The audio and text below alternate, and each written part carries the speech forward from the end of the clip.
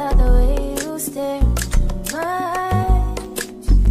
I know that I don't make things clear. Welcome back to my YouTube channel. It's your girl Deidre Renee, and I am back with another sports talk video. So first things first, as you guys seen yesterday, South Carolina defeated Iowa to win the national championship, and they were able to go to undefeated and end up being 38-0, which is the first time Dawn Staley has did that. At the end of the game and towards the end, you saw Dawn Staley kind of getting emotional, and it was such an amazing feeling. And it was also even more amazing that her former player Aaliyah Boston was able to share that moment with her former teammates, or some of the teammates that didn't get to be her teammates, considering they had lost to Iowa last year. And Raven Johnson let it be known that her revenge tour was over and they had won the national championship. And Malaysia Fort Wiley let it be known, we done ran through everybody, 38-0.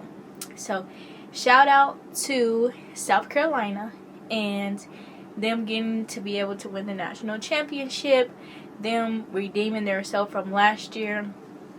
And that was a tough game. Iowa started out the game very hot. Caitlin started off the game very hot. She scored almost 20 in the first quarter, I believe. So Iowa came out smoking, but eventually they were able to settle down and settle in, and South Carolina was able to weather the storm, which most teams who have been playing against Iowa, when Iowa has gone on those runs like that, whether it be in the first quarter, the third quarter, which are the most pivotal points of the game for Iowa at some point in time, and one of the most pivotal points for the game in general in basketball is that first quarter. How you start the game can impact the game overall, or how you start that third quarter. Very key points in the game. So yeah, Iowa started off hot and rolling, and South Carolina weathered the storm throughout the game, and eventually the tables kind of turned, and Iowa was not able to weather that storm when South Carolina started to come back at them very hot. However, even though Iowa lost, shout out to Caitlin Clark on an amazing collegiate career. She accomplished so many things. She was able to break so many records. She was able to set her own records. She was able to have such a great impact on women's basketball, and the game will forever be changed because of Caitlin Clark and others. But now give Caitlin Clark her light. She did her thing, and I'm excited to see what she does in the WNBA and how she's going to grow the game. I'm excited to see how she's able to adapt to the WNBA with more better defenders, different type of people, and I'm excited to see how Caitlin's career goes from now. And I'm excited to see if people watching college women's basketball are going to transfer over from watching college women's basketball to now starting to tune in to the WNBA games and what Caitlin Clark is doing, because she is a big star. What Angel Reese is doing, not Juju yet, she's not there yet, but what Angel Reese, Caitlin Clark, just different type of players like that. Cameron Brink, she was an impactful player.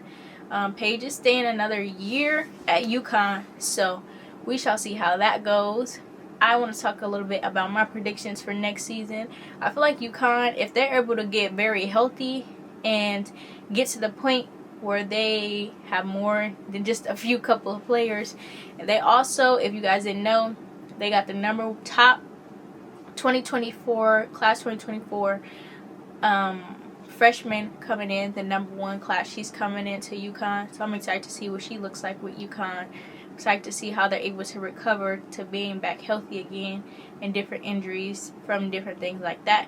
But I feel like UConn will most definitely be back in the Final Four, especially if they're able to get healthy. So yeah, they pretty much have everyone coming back besides Aaliyah Edwards. I think she has declared for the WNBA draft. But yeah, guys, that is the final. South Carolina won the championship. I do kind of want to go into who's going to be entering the draft, what that looks like, and a mock-up draft in my next video that I'm going to upload. But shouts out to South Carolina, shouts out to Dawn Staley, Shouts out to those freshmen.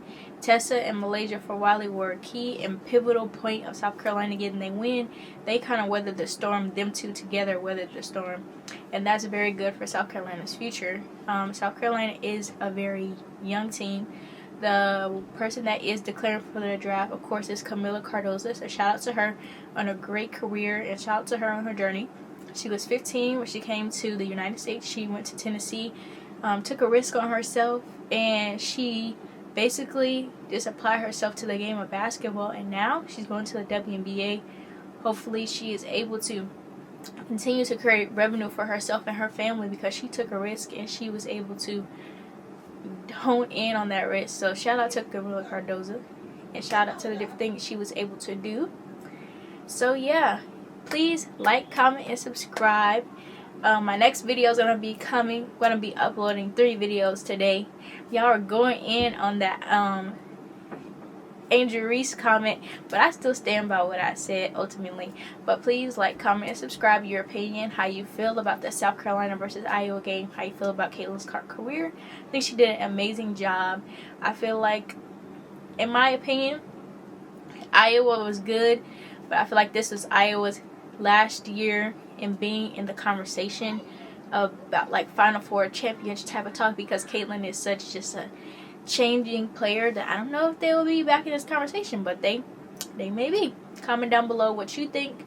I honestly feel like if Caitlin Clark stayed another year, that they will win the national championship next year, because I just feel like Stokey needs one more year of development, and she would be right on track with Caitlin Clark. I feel like they would be the perfect duo and do what they need to do, but Caitlin got to step into her next journey and do what she needs to do.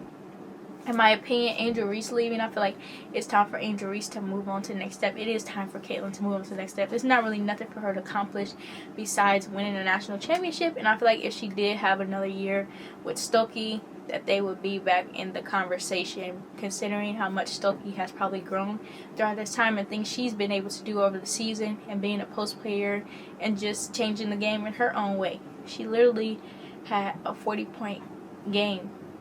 So don't cross her out the conversation. But yes, I will be back with more videos. I'm going to be talking about the WNBA mock draft and what I think, what the ESPN thinks that looks like, who's declared for the draft. And the draft is next Monday. Today is April 8th, 2024. The draft is April 15th, 2024 at 7 p.m. in New York. So it's Eastern time. But yeah, that's a crazy turnaround considering they just played the NCAA Women's National Championship today. The men's played today. We shall see who wins, Purdue or UConn. It's the number 1 seed versus the number 1 seed. We shall see.